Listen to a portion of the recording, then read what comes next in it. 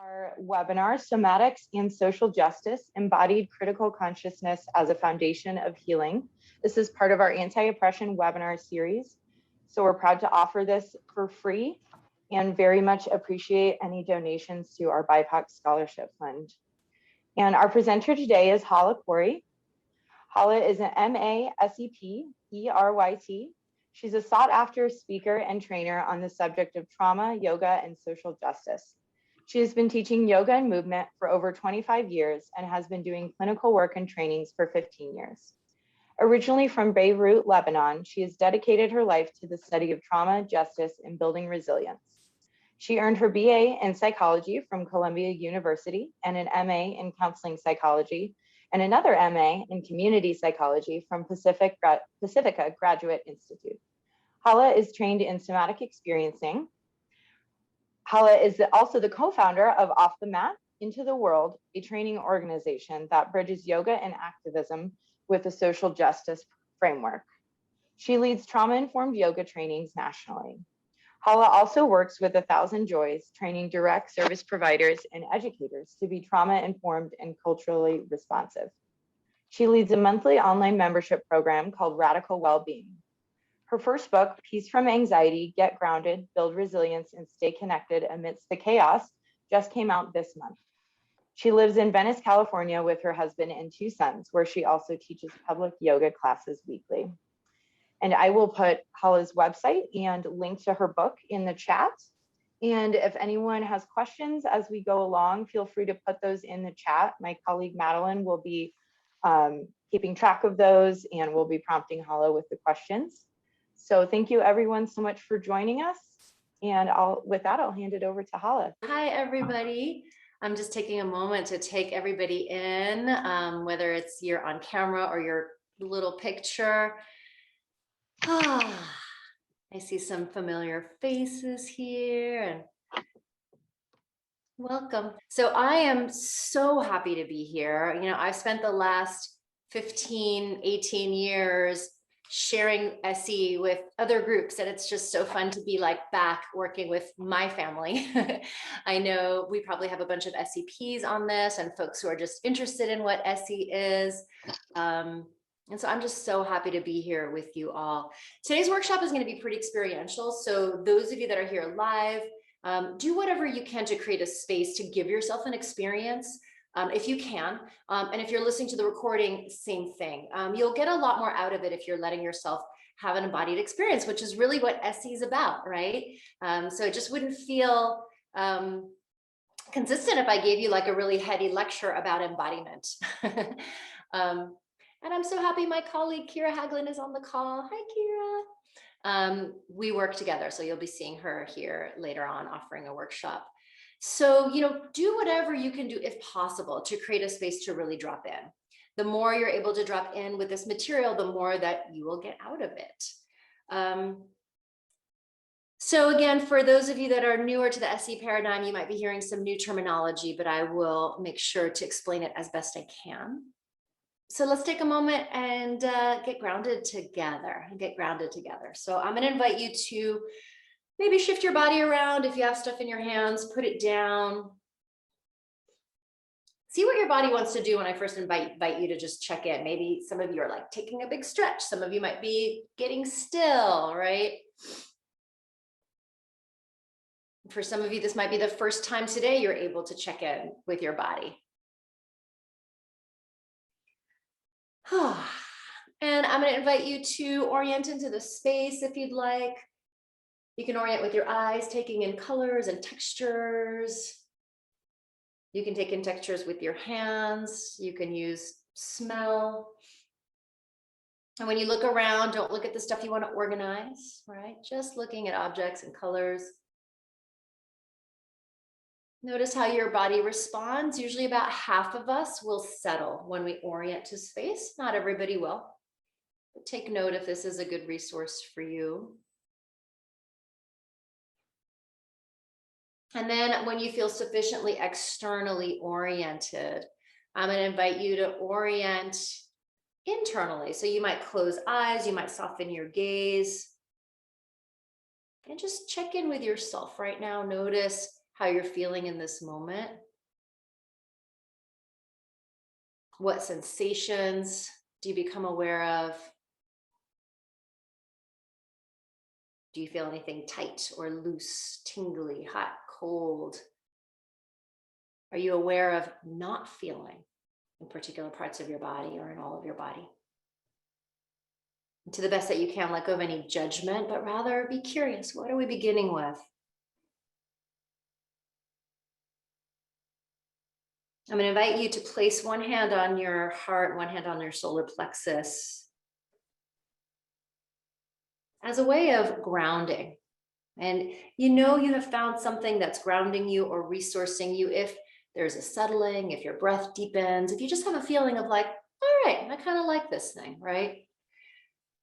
So as I'm inviting you to do stuff, if you do something and you're like, nope, don't like that, feel free to not do it, right? So we're just getting curious about our own nervous systems. And always the invitation is to work with resourcing ourselves, with finding something that allows us to be present.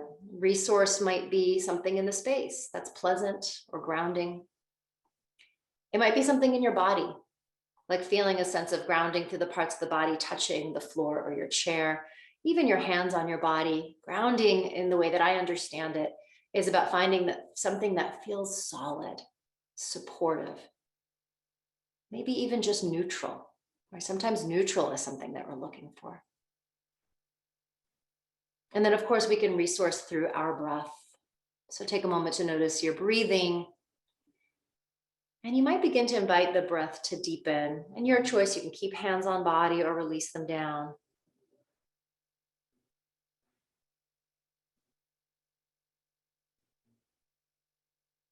Anything can be a resource, anything that supports you to be here now. Anything that supports you to be here now.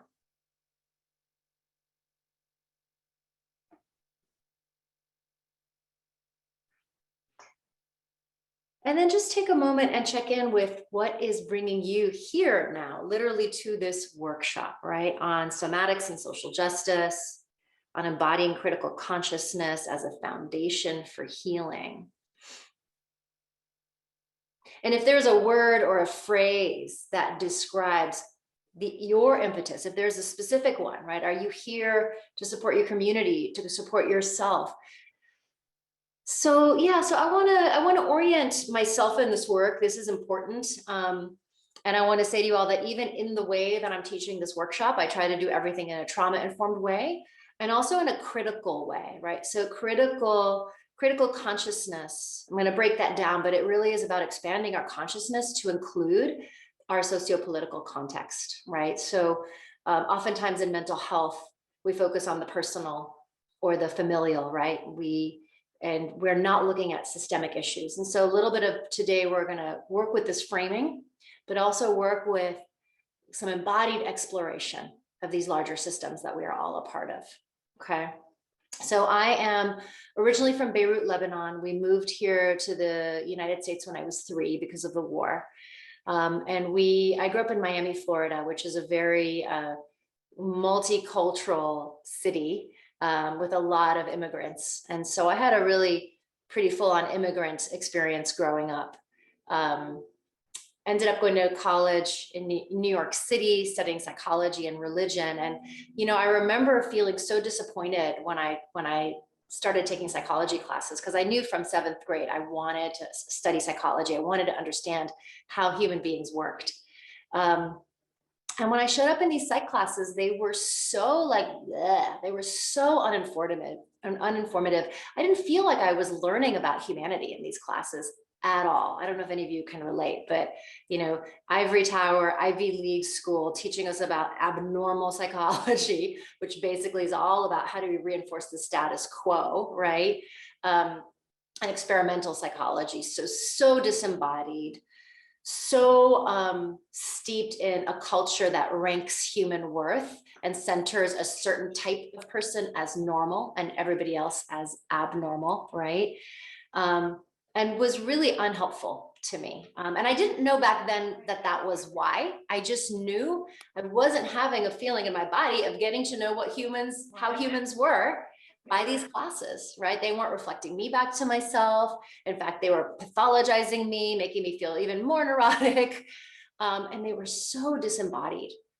And what was interesting was my side gig at the time was I was a fitness instructor and a personal trainer. And I found that I was working with clients one-on-one at the gym. Like I hadn't even like found any like embodied, really truly embodied practices. But my clients were opening up to me, as many people tended to, which is kind of why I wanted to be a therapist. I just felt comfortable talking to people. They were opening up to me while stretching, moving, being in their bodies. And something was happening in that work that now I look back and I'm like, oh, that was the mind-body connection, right? Like I was touching them for stretches, they were in their bodies, they were talking, they were having this somatic experience, right? So I was always on this path of understanding the mind-body connection without really knowing what it was, right? And so finding yoga felt like a space where people were being invited to get into their bodies in a particular way that felt really interesting to me. But, for me, it wasn't until I found somatic experiencing that I understood why yoga could be useful. So I'm also a yoga teacher. I can't remember if I said that in my bio, but like a lot of my work has been in yoga spaces. So once I got trained in SE, a lot of my work, I was working with system-involved youth. I was teaching yoga to incarcerated girls here in Los Angeles.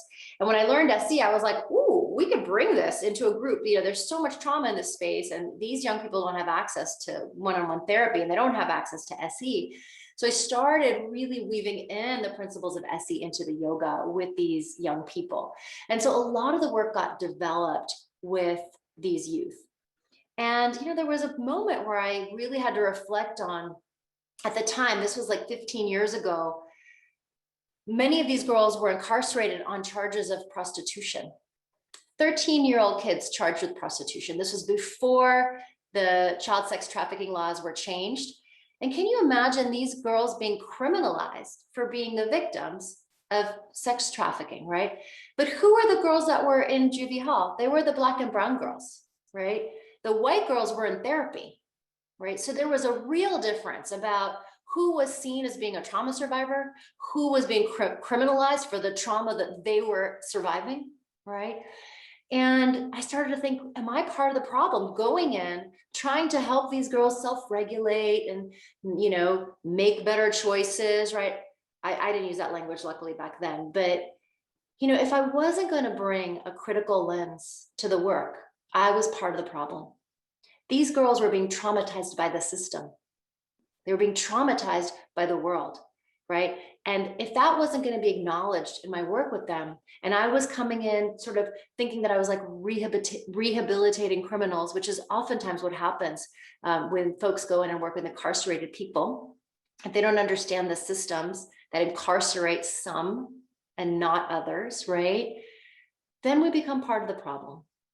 So a lot of my work in the last couple of decades has been bringing this critical lens to our framing around trauma, a critical lens that understands the trauma of racism, the trauma of heteropatriarchy, the trauma of ableism, right? The trauma of all the ways that people who live in a body that isn't centered, that isn't served by these larger systems, is harmed.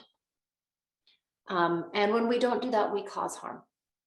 So, so this idea of critical consciousness is really what I want to begin with today. And this critical consciousness is a term that came from Paulo Freire, who is a Brazilian educator. He wrote a book called Pedagogy of the Oppressed. And he was teaching literacy to the most marginalized in Brazil, which were the farm workers. And he talks about critical consciousness is about becoming aware of the larger socio-political context that shapes us. It's about becoming aware of our proximity to resources and the assumptions we might make about the world based on our social location, based on the larger context that we're a part of. Okay, and so I really have been deeply impacted by his work. And I really like this next quote, and I took this from Ray Johnson. It's racism is not the shark, it's the water, okay? And Ray Johnson talks about critical consciousness as about seeing the water, seeing the larger culture that we're steeped in, that we might not be able to see. Okay. So that's what we're really going to be talking about here is critical consciousness, seeing the water, seeing that these isms, these ways people are harmed, they're not about individual acts, but they're embedded in our entire culture. They're embedded in our ways of being. Okay. I'm not really going to dive into the details of that today, but, I just want to say that, like, when I talk about trauma, again, this idea that systemic or institutionalized trauma is something we have to consider. Okay. And I'm not going to get too heady about it because I actually want to give you an embodied experience. Then we'll get heady about it. Does that sound okay with everybody? So I'm purposely being like, I'm setting context, being a little bit vague because I want us to have an embodied experience of some of these ideas so that then when we come back to terminology and concepts, we can reference a little bit of that embodied experience. Because I think that if we really want to have this critical consciousness, it has to live in our bodies and our nervous systems. And again, it's exciting for me to be in the SE community talking about this because there's going to be a general sort of like buy-in to that concept, right? Versus, well, we have to have the right analysis. Now, we do want to cultivate the correct analysis as well, right? But to quote my dear friend Teo Drake, who's an activist and a colleague of mine, he says, I have never seen the correct analysis open a heart, but I have seen heart-centered practices open people to the correct analysis. I have seen heart-centered practices open people to the correct analysis, right? So, and by correct analysis, and one could say, well, what's correct? What's incorrect? I'm talking about an analysis of power and privilege and the impact that power, white supremacy culture, able-bodied supremacy culture, patriarchy has on all of us. It has on all of us. Now, if you're in different parts of the world, there might be some slightly different dynamics, but the idea that I often like to call it, well, the broadest way of naming this is colonization, right? Colonization has to do with certain bodies being only valued for insofar as like the labor they bring or whatever goods we can extract from those bodies, right? They are not seen as valued in and of themselves. Colonizer culture also ranks human worth, right? Humans were separate from nature. Men are better than women, cisgender people better than transgender or gender nonconforming people, white is better than black, right? There's a ranking of human worth based on race, gender, ability, nationality, religion, right? All the different dynamics, all the different things that make us who we are. Critical consciousness is about reflecting and locating ourselves within these systems and understanding how we are shaped by them, understanding how others might be shaped by them. And especially for those of us doing clinical work or trauma work, cultivating our own critical consciousness is absolutely vital if we're going to hold space in an ethical way. So again, imagine me going in, working with these incarcerated girls, again, who are victims of trauma, and saying to them, if you get more grounded and regulated, right, you're going to be able to be more responsive and not be so impulsive, right? A lot of these young folks had internalized, I did something wrong. I'm too impulsive. I can't control my behavior. Something's wrong with me and I deserve to be here, right? Versus I have trauma. When we have trauma, it's very hard to make choices that are in our best interest. And what I need is healing, not incarceration. So when we don't have this critical lens, we're going to miss a really important part of what our clients or our students might be going through and ourselves as well. All right, we're okay? We're okay to move forward? All right, excellent. Excellent. Okay, so I'm going to take you through this exercise. Doesn't take too long. This is something I usually do in person. And since COVID, I've been doing it virtually and it's worked. So I'm going to have you visualize something that typically we would do like in an embodied space together. All right. So I want you to imagine that we're all in a physical space together. And I'm going to be asking you to do certain things, but I'm not framing the exercise. The exercise is unfolding as it goes. Okay. So the first thing I ask you all to do is grab a sheet of paper from your notebook and you're going to crumple it up in your hand. So just imagine doing that. You grab your paper. You don't have to literally do that right now, unless you want to. I see some of you may be looking for paper. And then I'm going to ask everybody to get up, and go stand in the center of the room. Some people are wheeling themselves. I don't like to be ableist in my assumptions, right? So somebody might be wheeling themselves in a wheelchair to the center of the room. Some people might be using support devices, right? But in whatever way your body gets you there, you're going to get yourself to the center of the room. Okay. So now you might imagine, let's not put 150 of us in the room. That might be overwhelming. Let's put like 20, put the number of people that feels okay in your nervous system in this room with you. Okay. And you are standing or sitting, all kind of crowded together in the middle of this room. Okay. And I want you to just check in with your body. So I'm going to be asking you to track sensations, impulses, emotions, right? So SEPs, you're going to be familiar with this, right? Sibam, right? Sensations, images, impulses, emotions. Okay, maybe thoughts. So we're just going to be tracking. We're going to be tracking. So here you are, you've got your paper in hand. You got folks around you, they have their paper in hand. Not too sure what's next, but just track your body. And then I want you to imagine that I go around and I stand in one part of the room and I say, okay, everybody turn and face me, right? So imagine you might turn and now I'm standing in what has now become the front. I notice where you are randomly in this visualization. Are you now in the front? Are you in the back? Are you in the middle, the sides? Just notice where you're standing. And now check in sensations, impulses, emotions. And then imagine that I go and I grab a big bin and I put the bin next to me in the now front of the room. And then I say to you, so inside this bin are all the resources that you need for yourself and your family to survive. Inside this bin is education, clean air and water, safety for your body, health care, housing, job opportunity. Inside this bin is what you all need to survive. So track your body, impulses, emotions, sensations. And then I say, if from where you're standing, you can get your paper into this bin, you will have access to the resources for yourself and your family. If from where you're standing, you can get your paper into the bin, you have access to the resources that you need to survive. So now check in with your sensations, your impulses, your emotions. And then I say, okay, when you're ready, go ahead. So just imagine what happens. Imagine what you see, imagine what you do, imagine what the people around you do. Just imagine what plays out. Again, tracking your own emotions, sensations, thoughts.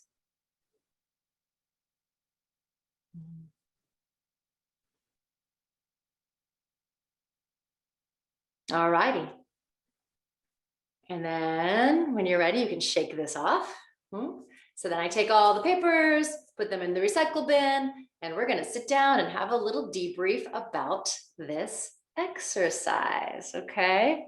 So what I want to do actually is invite you to spend a few minutes, if you choose, in a breakout discussing this. Okay, but what I would like you to do, and you take a moment if you want to write this down, if you like to journal, is write down what your experience is, or just kind of check in, and I want you to really check in with what was beneath the surface. I can't believe I had that thought or that impulse, right? Were there any thoughts or impulses that you're a little bit surprised about? Anything surprise you? And then the inquiry is, what does this exercise represent? What does it represent? What do you think that this exercise represents? What does this represent? Anything you want to say about what this, what this exercise represents? Yeah, I'm going to put the questions up on a slide in a moment, and then you can take a snapshot of it if you want. Anybody want to take a stab at this? What does this represent? Privilege. Or disadvantage, right? Yeah, inequality. And specifically, unearned privileges. You didn't earn being in the front or the back or the middle, right? It was random, right? Access. Yeah. A mirror of our society, ableism. Yes, yes, yes, yes. Socioeconomic disadvantage, scarcity, right? So what happens in this exercise? I stimulate your fight flight, right? Ooh, this is for you and your family. You need it to survive, right? Get people into survival. And then we see what happens. We get folks into survival, competing for resources, right? And then randomly putting them in different proximity to resources, right? So again, obviously all these exercises have limitations. They're not going to encompass everything about society. But the reflection is, what was your embodied experience of being put in a particular social location? Now, some of you, what I'll say is what often happens when I have people visualize this is they end up in their own imagination, putting themselves where they experience they are in life, right? So if in life you're more of like a back row person, or you come from a community that hasn't had access, people will end up in the back row. This is one of the kind of limitations of having people imagine it versus when we do it in real life. Sometimes people who've had a lived experience of being in the back row are like front and center, right? So I'm going to ask you to imagine, to both reflect on your own, what happened as you imagined it, and like maybe like how you imagine you would have felt if you were in the different location. I'm curious, how many of you in your imagination ended up in a similar sort of proximity to like what your lived experience has been? Just by way of like raising hands or nodding, right? This is one of the like, I mean, it's interesting, but it's what often ends up happening is our psyche is going to kind of locate us in a way that mirrors our lived experience. Yeah. So, you might also want to reflect on like, if you ended up in the back row, for example, like, how do you think you would have felt in the front row? Right? And try to be honest with yourself. Like, what do you think would have happened in the front row? Because here's one thing I'm going to say, but I've led this exercise for like the last 7 years in trainings with people who want to like, who are abolitionists, who want to like destroy dominator culture. And hands down, we all fall into line and participate. We all are like, I got to get mine, so it's always interesting to reflect on like how these systems also live in our bodies, right? And how, oftentimes people will be like, well, did you tell us we couldn't move? And I'm like, usually I'm like, yeah, I only said it once gently. I don't have to say it again. Why? Because these systems live inside our nervous systems. They live inside us. So they don't even have to be enforced that harshly, because we will perpetuate them, right? And to me, this is a very humbling exercise. It's humbling because it's very easy to point fingers and be like, you're doing this, right? Whereas we all have the capacity to enforce these systems, okay? So I want to let you all have a smaller space to talk, because I know a lot of folks are going to feel more comfortable talking in a small group. And then we can come back and try to talk in the larger group, okay? So here's my question to you all, and I'm going to put it up on the thing, and then you can take a screenshot of it, and maybe one of my support team can also type them into the chat if not everybody's able to do the screenshot. But I'm going to put into your groups, and I want you to answer, what was your reaction to this exercise, right? The emotions, thoughts, impulses, and be honest. Brainstorm together about what this represents. But here's the one I want you to think about. How else could you or the group have responded to make sure that everybody was able to have access to the resources? What could you have done differently, or what did you do when you imagined it? And when you come back, your invitation is to share number 3. What are some ways we can change this? Okay. Yeah.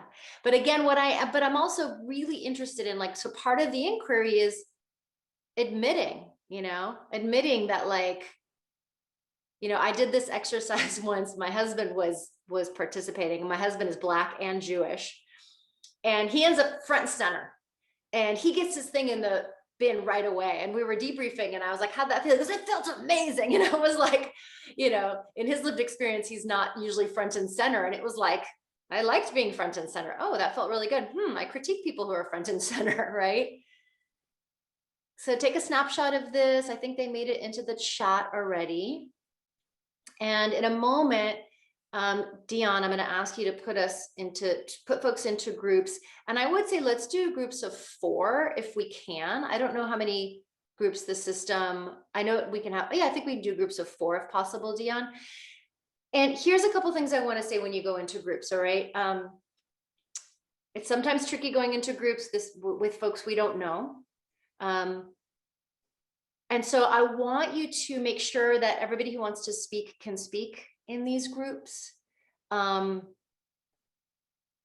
that you're just referencing kind of your own, sort of like your own experience and collaborating together to talk about how you think things can change. And what I want to say is, if somebody in the group is talking about their lived experience and they're directly impacted by these systems, it's really important, especially if you're not directly impacted. So like, if you're a white person listening to a person of color, or an able-bodied person talking to a person with a disability or a disabled person, it's really important that we just listen.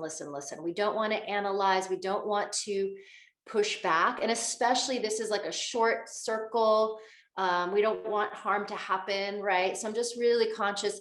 I'm taking a risk by putting folks into spaces. And the other thing I want to say is, if you are in a pretty vulnerable space and you're like, I can't deal with microaggression today, or I don't know, maybe hang out in the larger group and dialogue here, right? So for some folks, it's like, I don't want to risk it. If your system like does not want to risk it, because again, we're not spending hours building container together, okay? So again, this is part of me trying to also be trauma informed, that like, some of us can go into groups and it's like people can say the wrong things and get it wrong, and you're like, whatever, right? Some of you, it's like your life is assaulting you with people getting it wrong. Like, you don't need to be in a group with folks fumbling through this. Does that make sense? And so what I'm going to invite is that, like, we can have, like, while people are in breakouts, I'll stay in this larger group. And if there's like some conversation that wants to happen here where I'm sort of watching, right, we'll do that. Okay. But if you are feeling like, no, I want to kind of get down and dirty, I'm kind of going to be okay if things get messy, then I'm going to invite you to opt into a group. Does that make sense? Okay. All right. So Dion, when you're ready, we can create the groups, the breakouts. I'm going to just put you in there for 10 minutes. It's not going to be very long. Don't worry, the groups don't get recorded. I know that we have recordings on. And I also want to say, if you ever want to speak and you're not speaking because this is being recorded, let us know and we'll pause the recording, because I want people to feel like they can speak. Okay. And you're going to answer those questions and come back and like have all the answers for all the things. We'll come back and have a discussion. Okay. So if you don't want to opt into a group, just don't accept it. And if you do, we'll let you know when we're halfway through the group. So Dion, if you could also give people a 5-minute warning. That way, again, if you're somebody who tends to talk a lot or feels comfortable talking a lot, like I am, right? We have to often pause and slow down and make sure that everybody who wants to speak can speak in the group. Okay. So again, check in with what your nervous system is curious about right now. And we'll open up the rooms, 10 minutes total. We'll give you at the 5-minute mark. Purposely not going to go too long. Again, y'all are still getting to know each other. I don't want to create too long of a group. Okay. So go ahead and opt in if you want. We'll let you know. And there's, oh, good. We've got the clock up top so you can watch that. I'm just going to wait. Okay. I think everybody's back now. There we go. Welcome back. I know that was like such a short amount of time. But I'm curious if anybody wants to share anything that came up in your groups, any aha moments, any like cringe moments. Like, the other thing about critical consciousness is, like, if you're not periodically cringing at yourselves, you're not really doing it, right? Like, it's like uncovering the, like, oh my God, I did have that thought, like, oh gosh, yep, right? Because again, this idea that we have all internalized these systems, whether we're targeted by them or not, we've internalized them. And the somatic work is to detox them from our bodies, right? But we have to admit it, right? What's that saying? You cannot transform that which you refuse to feel, right? We have to admit it. So anybody want to share any thoughts or reflections from your groups? And no pressure if you want to keep it within the group. And again, a reminder to just don't share other people's stories. You can share your own reaction. Okay.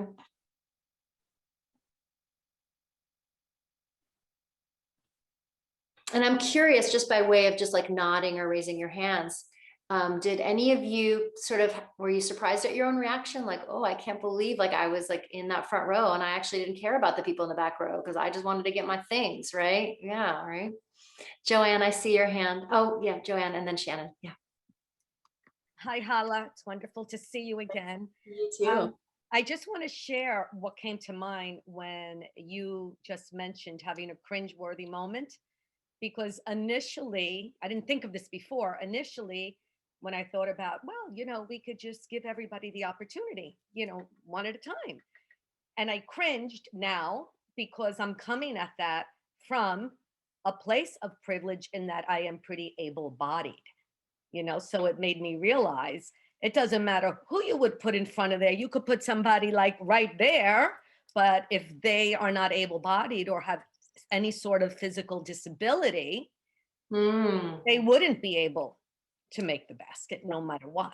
Right. So that to me was like a cringe because I didn't think of it initially. Totally. And I should have, because I do have some like physical disabilities that keep me from doing certain things, right? But I didn't come at it from that standpoint. Yeah.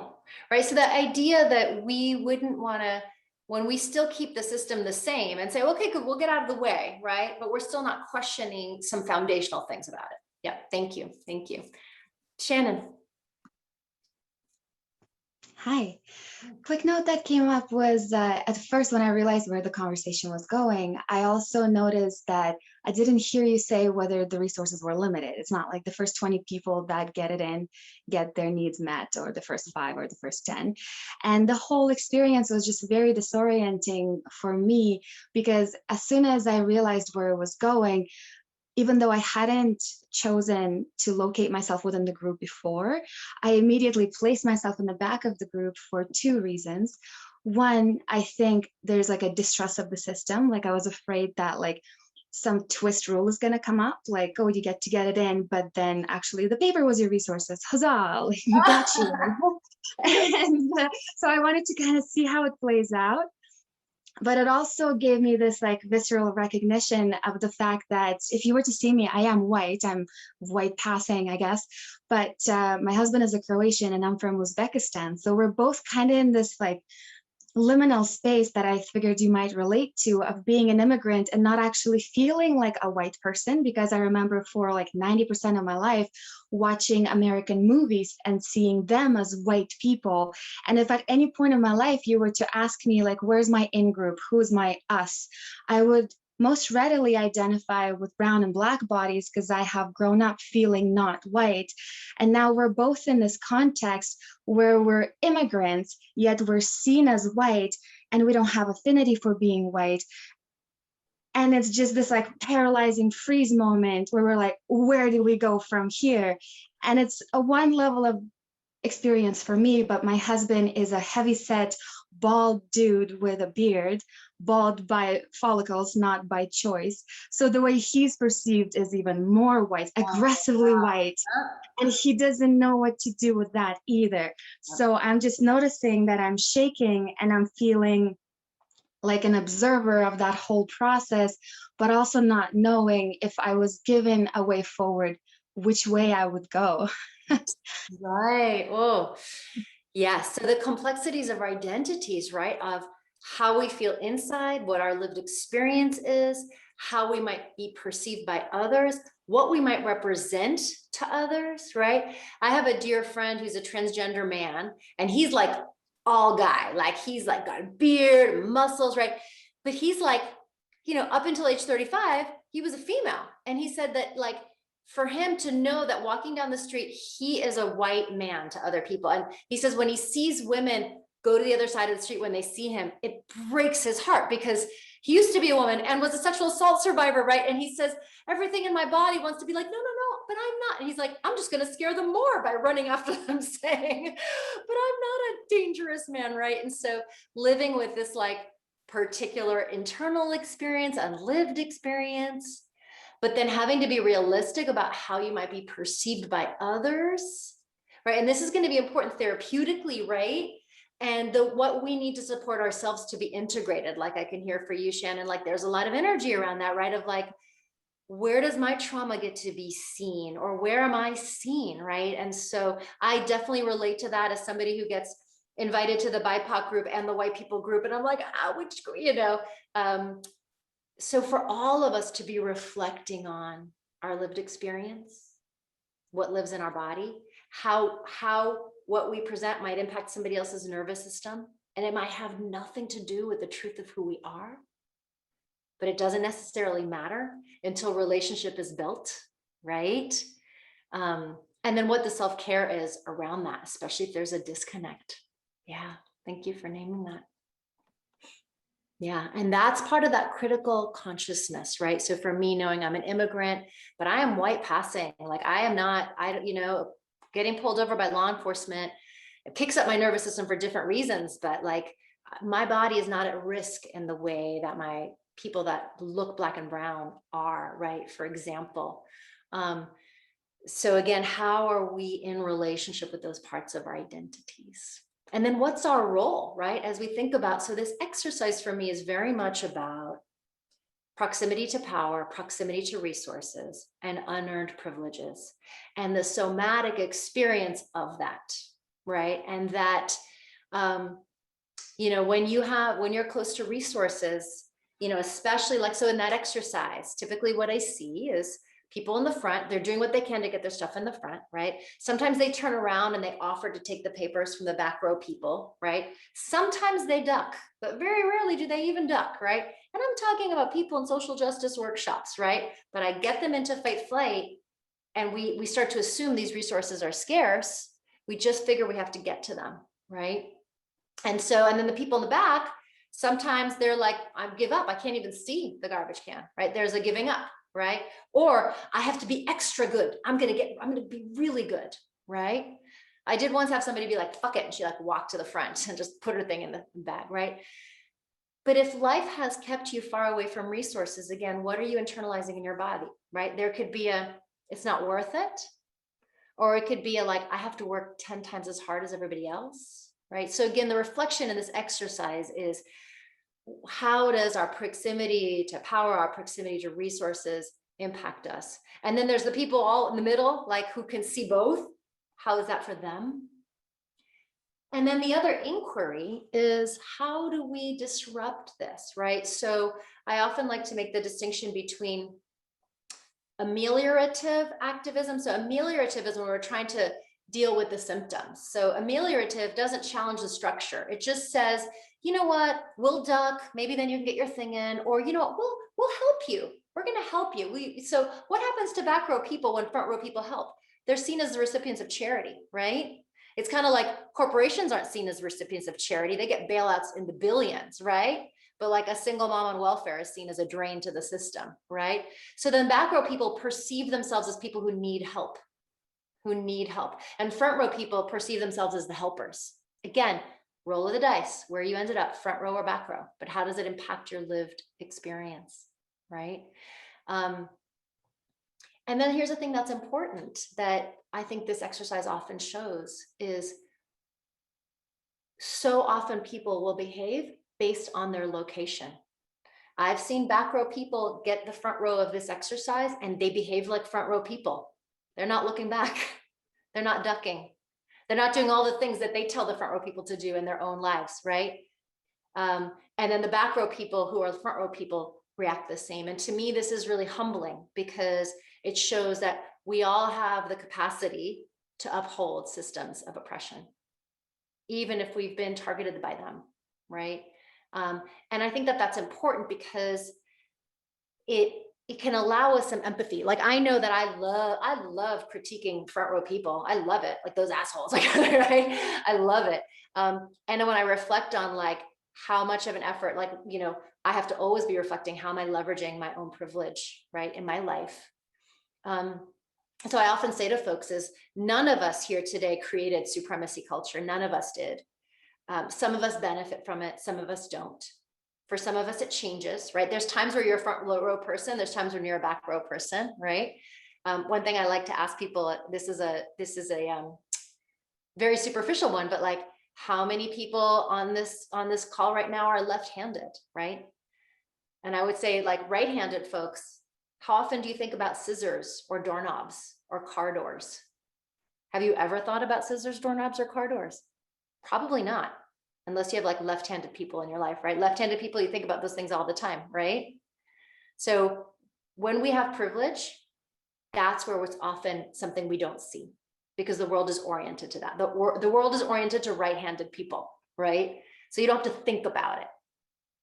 So the other thing I would say is that if part of what we want to do is change the system. So I talked about ameliorative work, which is just about helping people, but not challenging the system, right? But then you still see people as the recipients of help. Versus, let's disrupt the whole thing. Let's put the resources like right in the middle where everybody has equal access. That means challenging the entire system, right? But on a practical level, how do we challenge these systems? We have to collaborate. We have to figure out how to work together, right? And who often has the best view of the problem is the back row people. They can see everything, right? Left-handed people are the ones that are going to tell us how to make the world accessible to left-handed people, right? So, I know we're here more in a space of trauma therapists and healing trauma. But part of disrupting these systems in our therapeutic work is being able to name them, being able to locate ourselves within them, and making sure that we're not perpetuating that with our clients, with our loved ones, with the folks that are coming to us for support, and really having it internalized. I remember once working with a client who had grown up low income. She was a Black woman. Her family was all system involved, gang involved. She lived with a lot of pain, right? But she had a steady job. She was really getting herself on her feet. And I remember one day in session, she just looked at me and she was like, Hala, like, you're so amazing. Like, you got a master's in psychology, you do this, that, and the other.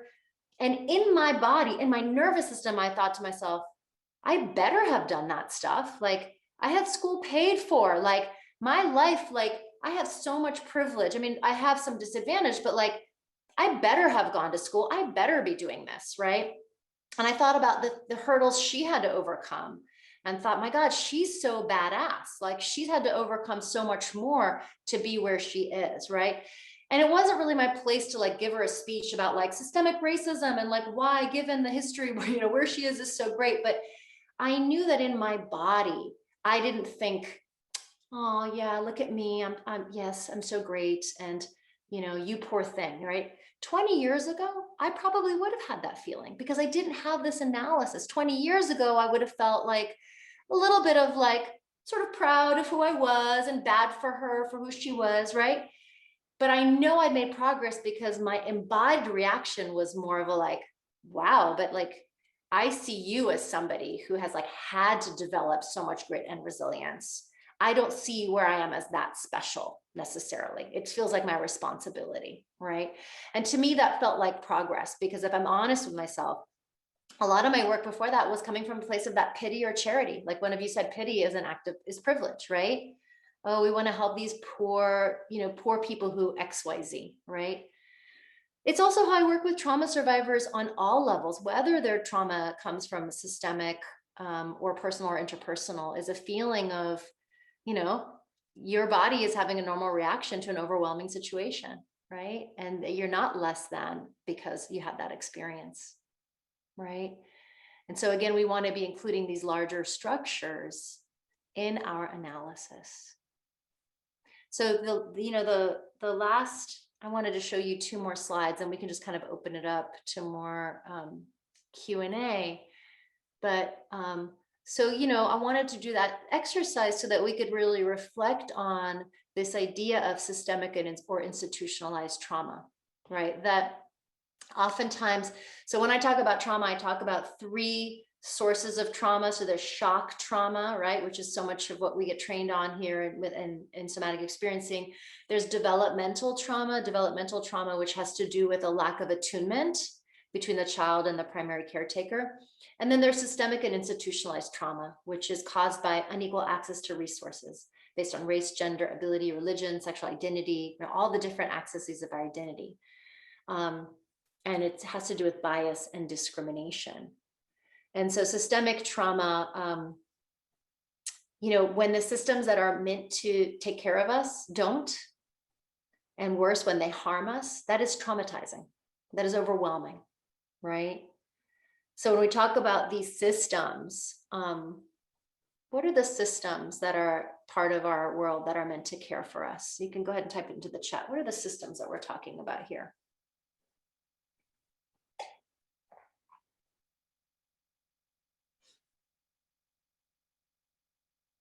Yep, law enforcement, healthcare, education, the criminal justice system, housing,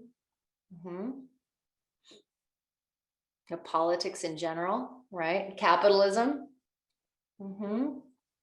social programs, food access, religion, the family systems as well, right? So, when these, systems, just let's take a basic thing like education, right? Education is meant to offer support, right?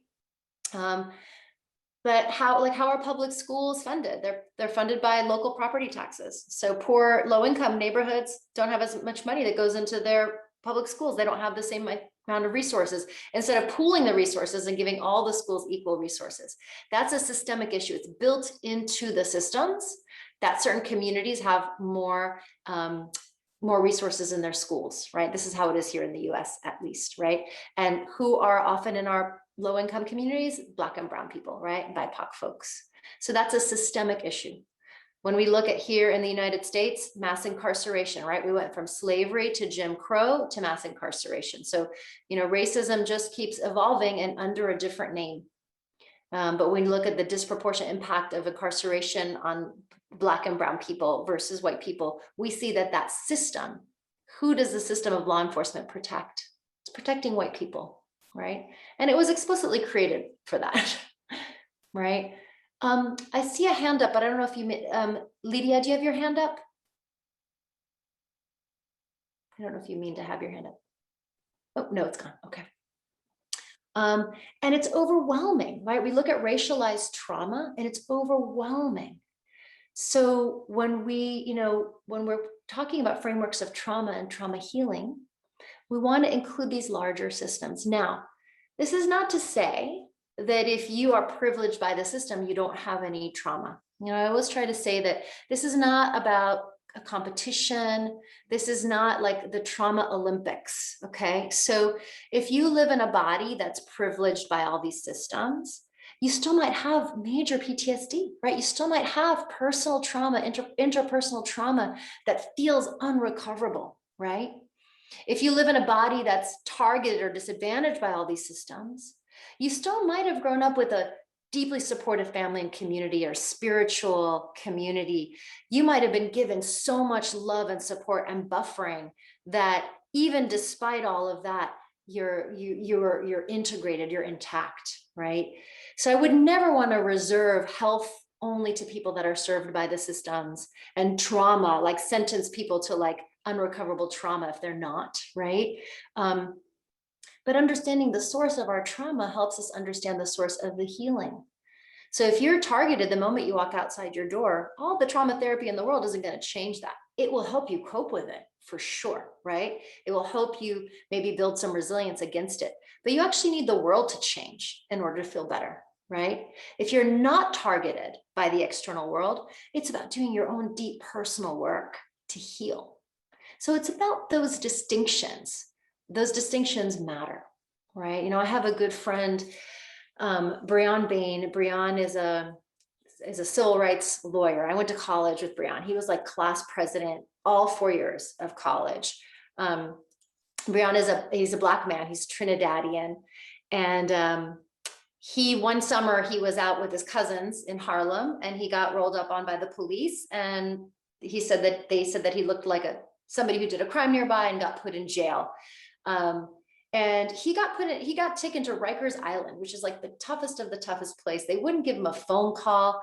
And, you know, at this point he said to them, he was like, just Google me. Like I do all, like, I'm a social justice activist. And they, you know, it was, and he has this amazing story of like, you know, this guy's a vegan, he meditates, he does trauma therapy, he does all the things, right? But it doesn't mean that when he's walking down the street, he's not going to be perceived as a Black man, right? So we want to understand the source of the trauma to understand the source of the healing. And if you're a clinician, if you're holding space for folks, we want to be able to offer that mirroring, right? That mirroring of what somebody's lived experience might be. And if it's different from our own lived experience, we want to really reflect on and undo the biases that we might carry, which we 100% do carry, y'all. We do, right? And we want to always be cringing at ourselves. We want to be, you know, looking at like, what have I internalized about this person in front of me? You know, so often those of us with clinical training, we're trained to talk about transference and countertransference, right? Transference is what our clients might transfer onto us. Countertransference is what we might transfer onto them. And if we're not also looking at what we've internalized about folks racially, their gender identity, their religion, what are that? We're, you know, bias, like we're swimming in that culture, and we have to constantly be examining it. Constantly. I realized when I was also working with system involved youth that when I was working in mixed gendered rooms, I would always give the boys a lot more attention than the girls.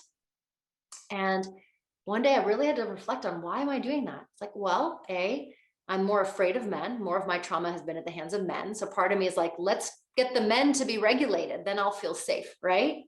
And I had to acknowledge that I've internalized the image of a Black man as dangerous. These were a lot of Black men, young men I was working with, right? So I had to kind of, that was another cringe moment of like, oh God, I'm trying to like fix the Black men, right? So we always need to be doing this work. And we need to use, to me, the nervous system is how we hold ourselves accountable. What happens in our nervous system when we're around a certain kind of person? Do we get kicked up? Do we feel defensive? And we've got to stay curious. Got to stay curious. And this is also why I think that the ultimate act of social justice is loving lots of different kinds of people, because then they live in our hearts and our bodies in a particular way. It's not just an idea, you know. I'm going to give you one more example, and then I'm going to just pause and open it up to questions. So I have, you know, in the last 15 years, I have two really close friends who are transgender men. One of them had a baby 2 years ago. Okay. So, you know, and for him, he's experienced a lot of harm around, you know, pregnancy and birth. And there's like a little bit of controversy in the birth world about saying pregnant people instead of pregnant women. And we say pregnant people to include transgender or non-binary people who have babies. And so, of course, I think we should just say pregnant people. Why not include everybody, right? We're not going to harm cisgender women. But because I also know somebody who had a baby, when I hear people say pregnant women, I feel it in my gut. Like I feel it in my body, because I think about my dear friend and how it would feel to him to hear a term that doesn't include him, right? And I feel it in my gut, not because I've read about it in books or I understand it. It's because I love somebody in that kind of a body, right? So relationship building across difference, I think, is one of the most powerful ways to participate and create a world where everybody feels seen and loved, right? Oh my God, Micheline, you're here and you quoted me. I love that. Thank you. So I want to pause for a moment. I think I'm finished with like information. Oh wait, I have one more slide for those of you who are visual folks.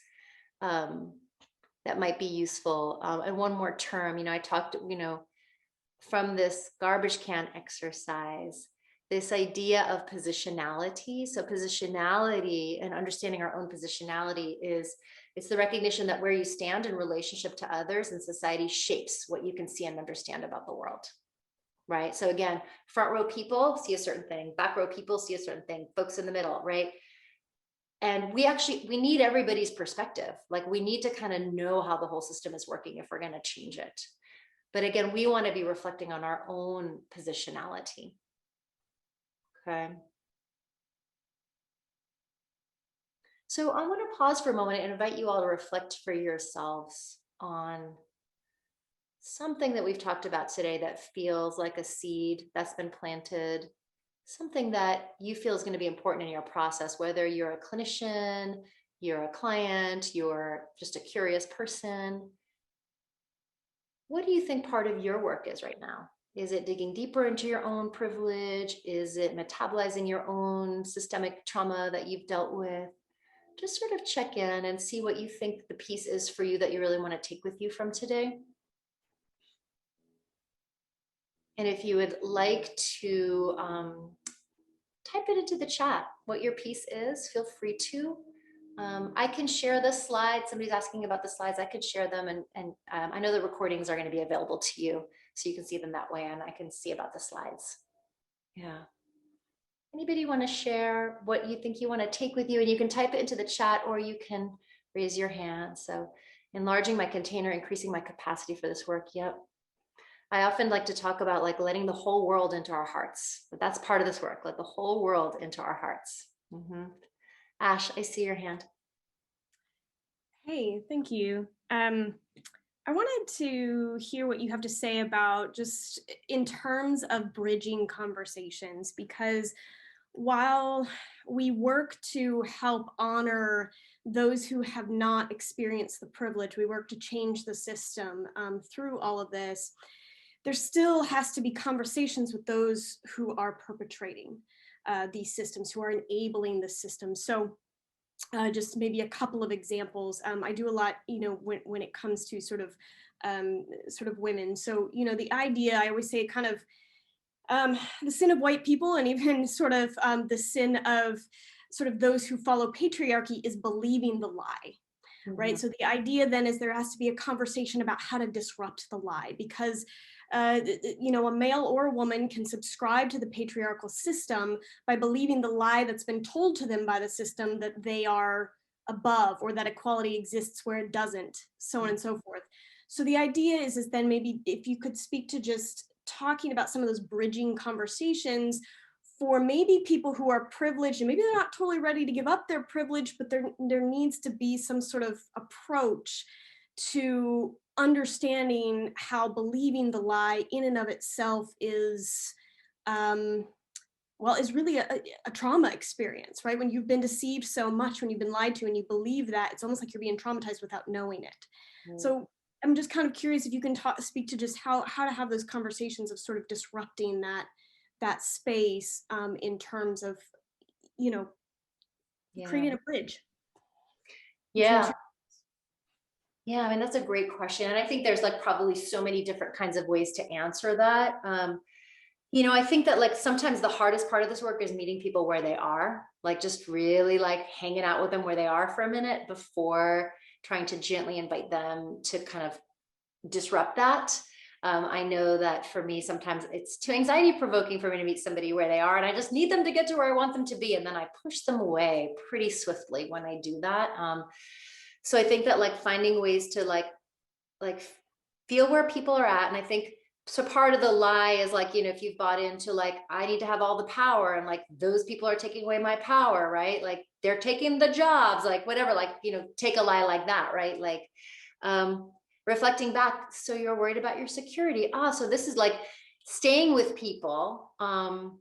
And sometimes like bridging the like, I wonder how those other folks feel about their security. Like, oh, you're worried about your family. You want to have the security. So I think that like first is like humanizing everybody, like even the assholes. Right? I mean, and the truth is we're all upholding this in some way. It's not like those jerks who uphold it. Like we're those jerks too, right? So like that also humbles me, but I feel like you're talking about folks who are like digging their heels in a little bit more explicitly, being like, no. And then I think that like, again, building enough rapport to say like, hey, like, are you open to like how I see it? Or are you open to this other experience? And then sometimes it's also about having people think about ways in their own world where they maybe have felt othered. Maybe they're not going to feel it systemically, but maybe they felt it in their family of origin or in a particular time. And that can sometimes be a little doorway into empathy, a little doorway. Another thing, I have a friend who says that like, everybody has experienced their own form of being othered. Everybody, like very few people have escaped that, right? Some people have never felt not others, right? But oftentimes trying to find that doorway in. So I think that's what I'll have to say about it. Thank you for that. Thank you. So I'm just checking here about what some people are taking. Yeah, unearthing our own biases. And, you know, those biases never end. There's so many of them. I'm still working on so many of mine, right? Yeah. Yeah, relationship building is so important. It's so important. Any other questions or comments about this? I know it's a really big topic, and I really wanted to kind of invite you all and invite us all to just be tracking it in our bodies. One of the things I'm learning more about these last few years has been neurodiversity, specifically working with autistic adults. I have a colleague who realized that they're autistic a couple of years ago, and I've been learning so much from them about it. And so, for example, and not all autistic people are the same. And I'm also using the phrase autistic people because this is how my colleague refers to themselves. Some people say I have autism. Some people say I am autistic. So I just want to be sensitive to that language part. But for example, one of the things they've said to me is like, for them as an autistic person, eye contact is really uncomfortable, right? So you think about like social engagement, right? And like how oftentimes we're reading social cues, right? And if somebody like isn't making eye contact or has flat affect, like we might think they don't like us, right? But what I've learned is like oftentimes autistic folks, they don't regulate by making eye contact, right? They are looking away. Their affect is a little bit more flat, but it might not be how they feel inside. And what I've noticed now, because I've become close to somebody who is autistic, now if I meet somebody who doesn't make eye contact with me or seems kind of rude, my first thing is, oh, maybe they're autistic. And I notice that my system really settles around them, right? I'm not looking for the eye contact or what my nervous system registers as warmth. I'm actually have internalized, oh, other people are going to show warmth in different ways, right? So that's been an edge that I've been playing with, right? Sumaya, I see your hand up there. So I'm curious about what kind of therapies or what kinds of ways that people who have gone through so many different kinds of trauma, and especially racial trauma, misogyny, you know, and you compound that, so that, and I'm one of them, and so I'm speaking from my own trauma here. Yeah. Like, how do you get to a place where you can get beyond the triggers of those complex love relationships we all have with the people who are not seeing how they're partaking in the trauma? You know, I have a lot of like well-meaning progressive white people in my life, and you know, and some of them are family, and